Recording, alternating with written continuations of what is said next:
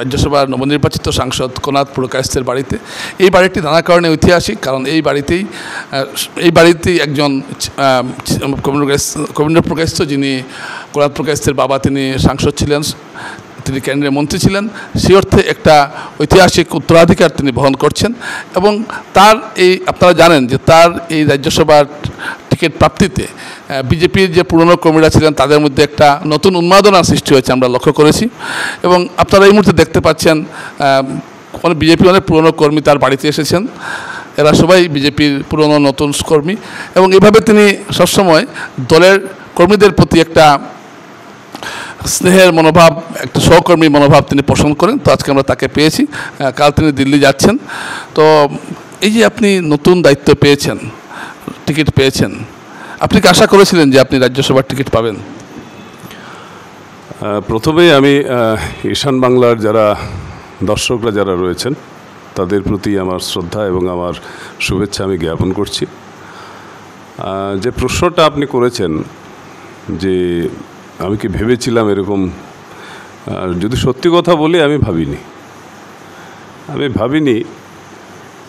এই অর্থে ভাবিনি কারণ আপনারা সবাই জানেন যে আমি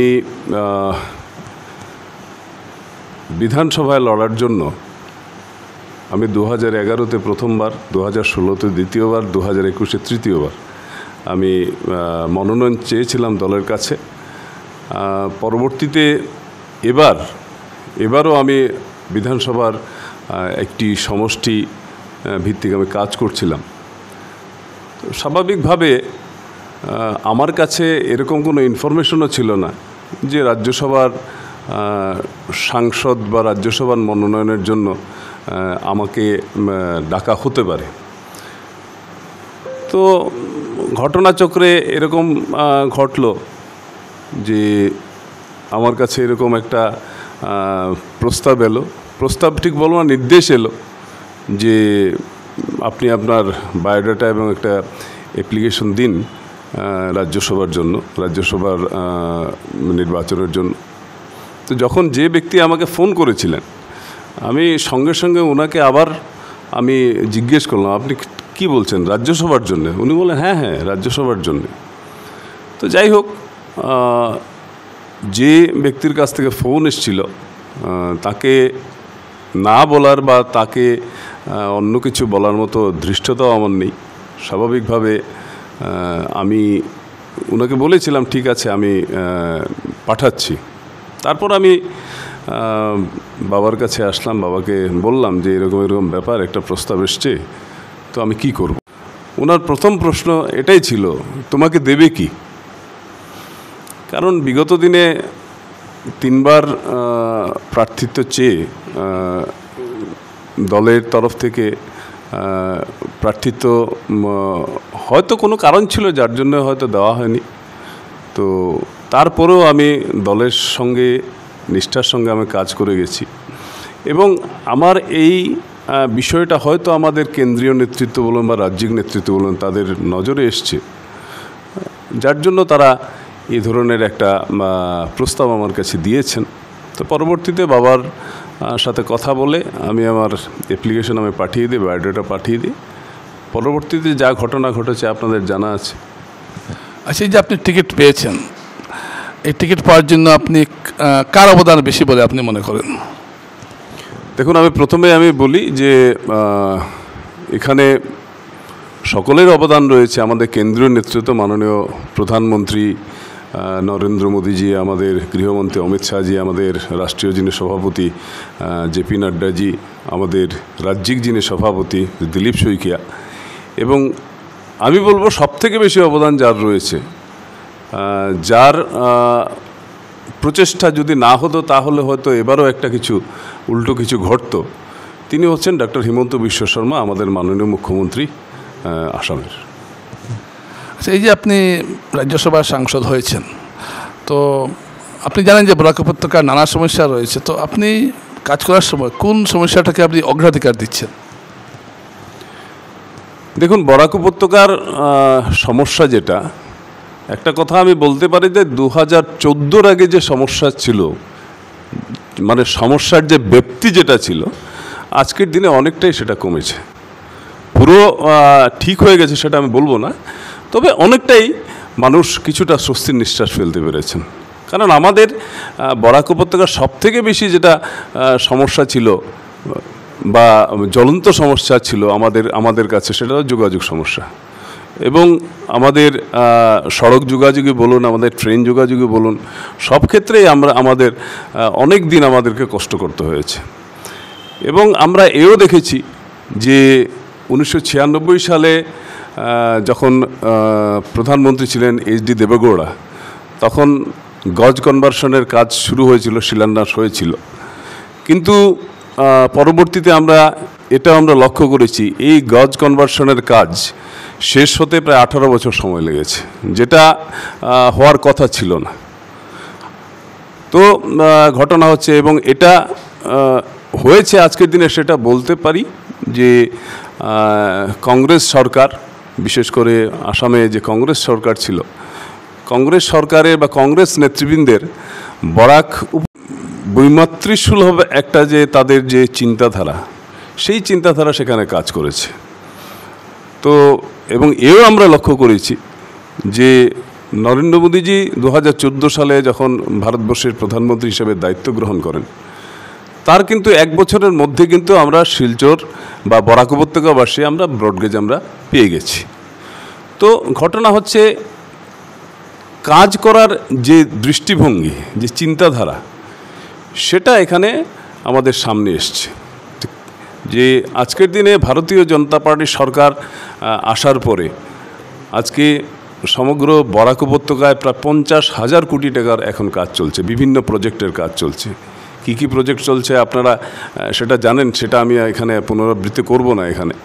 তবে আমার দৃষ্টি অবশ্যই, আমার প্রাথমিকতা এটার উপরে থাকবে যে যোগাযোগ ব্যবস্থাকে কিভাবে আরও উন্নত করা যায়। আচ্ছা, যোগাযোগ ব্যবস্থার ক্ষেত্রে যেটা আপনি জানেন যে ব্রডগেজ যেটা আছে, বর্ষাকালে একটা এবার এখনো পর্যন্ত বন্ধ হয়নি, কিন্তু বিকল্প রেলপথের এইসব দাবি কি আপনি তুলবেন? বিকল্প রেলপথটা খুব প্রয়োজন, বিকল্প সড়ক, মহাসড়ক যদি কাজ শেষ হয়ে যায় তাহলেও কিন্তু এই জায়গায় রাস্তা অসম্ভব ধস নামে। তো এইসব বিষয়কে কি আপনি সংসদে তুলবেন? দেখুন, হ্যাঁ, বিকল্প রেলপথ এটা আমি ইতিমধ্যে বিভিন্ন সভা সমিতিতে আমি বলেছি যে চন্দ্রনাথপুর থেকে ভায়া উমরাংশু হয়ে লঙ্কা একটা যে রেলপথ যেটা আছে, সেই বিকল্প রেলপথ যেটা ইতিমধ্যে এটা সার্ভে হয়ে গেছে, এবং সার্ভে হওয়ার পরে এটা পাইপলাইনে আছে। তো এটার এই যে বিকল্প রেলপথ যেটা আছে, সেই রেলপথটা যাতে আগামী দিনে এখানে বাস্তবায়িত হয়, সেটার প্রতি অবশ্যই আমার প্রাথমিকতা থাকবে আমার কাজের। দ্বিতীয় হচ্ছে যে সড়ক যোগাযোগের যে বিষয়টা রয়েছে, যে মহাসড়ক, ইতিমধ্যে মহাসড়কের কাজ চলছে, এবং আপনারা জানেন মহাসড়কের কাহিনীও আপনারা জানেন যে যখন মহাসড়কের শিলান্যাস এখানে করা হয়েছিল, তখন কংগ্রেসের একজন বড় নেতা, সাংসদ, উনি বলেছিলেন এটা মহাসড়ক নয়, মহাধাপ্পা। তো সেটাও আমরা শুনেছি, কিন্তু তাদের যে প্রতিক্রিয়া, তারা যেভাবে এই প্রজেক্টের তারা ক্রিটিসাইজ করেছেন, হ্যাঁ, আমাদের সরকার সেগুলোকে একপাশে রেখে কাজ করে গেছে। এবং আজকের দিনে আমি বলতে পারি যে 2026 জানুয়ারি মাসে এটা ডেডলাইন দেওয়া হয়েছে যে তার ভেতরে সেটা শুরু হয়ে যাবে। এবং আমি দিল্লিতে গিয়ে বিভাগীয় যিনি মন্ত্রী রয়েছেন আমাদের মাননীয় শ্রী নীতিন গডকারিজি, ওনার সাথেও আমি কথা বলবো। কথা বলার আগে আমি আগামীকাল দিল্লি যাব 5-6 দিনের জন্য, সেখান থেকে সেটা আমি সরজমিনে গিয়ে একবার দেখে যদি এ সম্পর্কে আরও কিছু পদক্ষেপ নেওয়ার দরকার হয়, তো আমি কনসার্ন মিনিস্ট্রির সাথে আমি কথা বলবো, মন্ত্রীর সাথে আমি কথা বলবো, এবং কথা বলে এটা সময়ের ভিতরে যেটা ডেডলাইন দেওয়া হয়েছে সেটার ভিতরে যাতে শেষ হয়, সেটা আমার প্রচেষ্টা থাকবে। আর দ্বিতীয় হচ্ছে যে ইতিমধ্যে আপনারা শুনেছেন বা দেখেছেন যে কেন্দ্রীয় সরকার, এবং এতে অবশ্যই আমাদের প্রচেষ্টা মাননীয় মুখ্যমন্ত্রী ডক্টর হিমন্ত বিশ্ব শর্মার রয়েছে, যে কেন্দ্রীয় সরকার ইতিমধ্যে বড়াপানি থেকে 5 গ্রাম গ্রিনফিল্ড এক্সপ্রেস হাইওয়ে, যেটা ইতিমধ্যে 22,000 কোটি টাকায় স্যাংশন করা হয়েছে। তো সেটা যদি হয়ে যায়, খুব কম সময়ে আমরা গুয়াহাটিতে আমরা পৌঁছে যেতে পারবো। তো সেটার কাজের অগ্রগতি যাতে সঠিকভাবে হয় এ সম্পর্কেও আমার নজর থাকবে। আচ্ছা, মহাসড়কের একটু আপনাকে বিশেষভাবে জিজ্ঞেস করছি এই জন্য যে এই মহাসড়ক শিলচরে এসেছে মূলত আপনার বাবার জন্য, কারণ তিনি তৎকালীন প্রধানমন্ত্রী অটল বিহারী বাজপেয়ীর কাছে অনুরোধ করে তিনি এটা সদিয়া যাওয়ার কথা ছিল, এটাকে তিনি শিলচর নিয়ে এসেছিলেন। তো সেই হিসাবে মহাসড়কের প্রতি আপনার একটা আলাদা দায়বদ্ধতা রয়েছে। কিন্তু ধরুন 26-এ মহাসড়ক হয়ে গেল, তারপর যদি আবার ভাঙ্গন টাঙ্গন হয়, এইসব আটকানোর জন্য কি আধুনিক টেকনোলজি কী ব্যবহার করা হচ্ছে সে সম্পর্কে কি আপনি কোনো খবর নেবেন বা কোনো বিশেষ উদ্যোগ নেবেন?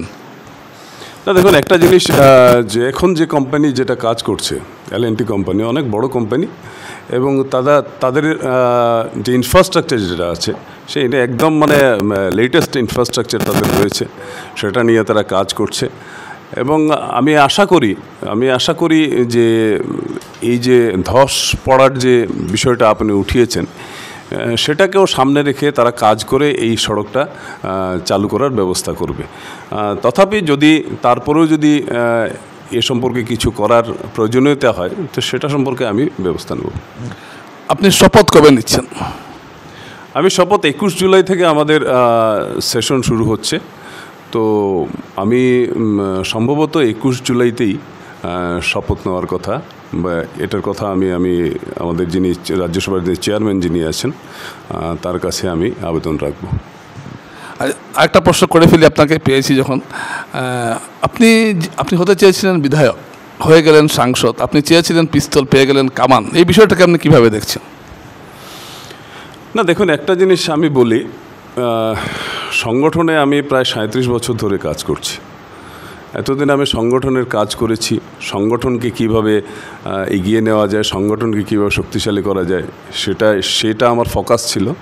আজকের দিনে যেহেতু দল আমাকে জনপ্রতিনিধির দায়িত্ব দিয়েছে, তো স্বাভাবিকভাবে যে দায়িত্ব দল দিয়েছে সেই দায়িত্ব সঠিকভাবে পালন করে দলের এই সিদ্ধান্তকে সম্মান জানানোই হবে আমার। আপনাকে আপনার যদি কোনো বিশেষ বার্তা থাকে বরাকবাসীর প্রতি, সেটা একটু যদি আমাদের মাধ্যমে দেন। বার্তা এটাই থাকবে, সবার কাছে আমার এই আবেদন থাকবে যে আমার যে এই এত বছরের যে যাত্রাপথ সেটাতে আপনারা সবাই আমার সহযোগী ছিলেন। আপনাদের শুভেচ্ছা, আপনাদের ভালোবাসা, আপনাদের আশীর্বাদ আমার সাথে ছিল। নতুন যে জার্নি যেটা আমি শুরু করছি সেটাতেও আপনাদের আশীর্বাদ এবং শুভেচ্ছা যাতে আমার সাথে থাকে, এই আবেদন এবং এই আহ্বান সবার কাছে আমি রাখছি।